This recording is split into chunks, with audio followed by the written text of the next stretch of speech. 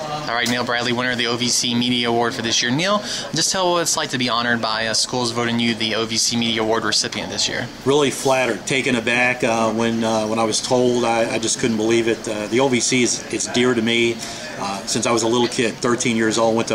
I got dragged me to a Murray Western game. I was a UK fan at the time and said, "You'll like this." I went, we'll see. Jim McDaniel, 8,000 fans in a 5,500 seat arena.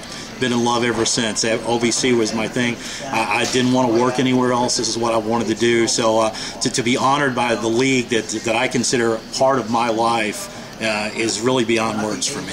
Well, tell us what's like within working with Murray State and also working with the other schools in the league over the years. For Murray State, it's my home. It's where I went to school, and getting to do that, there's over 300 Division I schools, and if I could pick one to do games for, it's Murray State.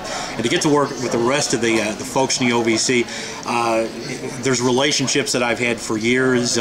People talk about the rivals at this school or that school, but I think about the friendships at those schools with other broadcasters, with Greg Walker, with Eric Shawn, Austin Peay, Southeast Missouri, and even our school has sent sports information folks to some of the other schools, so relationships continue, and just to get to see, and many times, how the arenas have changed, yet the coziness of the OVC remains the same. Now, everybody knows that when Murray beat Vanderbilt, that probably was one of your favorite games. Besides that, what's a game maybe you've called over the years that stuck out as being a great game? Probably the last OVC football championship for Murray State in 2002. Tony Romo of Eastern Illinois. It was a back-and-forth contest. He had just led EIU down the field. Very little time on the clock. We come down, get Shane Anderson field goal range. He boots a 52-yarder. It went through, and it was absolute bedlam because 2 minutes earlier I thought, well, Romo's done it to us again. There's no way we can win this game. And just to kind of throw the switch from victory to defeat, or defeat to victory, I think that probably is the most memorable, especially for football, that I've ever had. Well, what about maybe a favorite coach and student athlete, both from Murray and maybe other schools as well that you've worked with over the years? Probably from Murray State, Marcus Brown comes to mind. Marcus had a tradition. I think he came up to see us one time when we were at Racer Arena before a game, had a good game, and it just became a tradition. Before every contest, before he would get dressed in his uniform, he'd come up, talk with us, share a story or two on his day and things like that. But probably Marcus, who is now, I think, the EuroLeague all-time leading scorer. But as far as other schools, I mean, there is so many that I've enjoyed playing. But I remember watching Bubba Wells whenever he played. Not really the successful Bubba Wells, but I remember him playing on a broken leg one time in a game. His team didn't win that year. They came back and won the next season.